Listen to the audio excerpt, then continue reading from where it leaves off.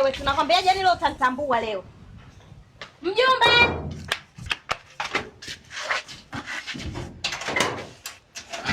Karibuni vipi?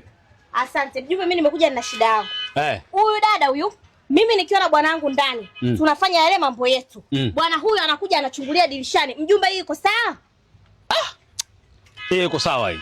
Dada, hebu niambie ni kweli au sio kweli? Mjumbe, sikia nikwambie kitu. Anasema huyu dada ni kweli kabisa. Lakini sasa mimi nataka nijifunze kitu. Mimi sijui, ndio maana naenda kujifundisha huku kwao. Sasa, samani. Ina maana unajichungulia ili upate kujua, si ndio maana yake? Nataka nijifunze na mimi nijue mambo.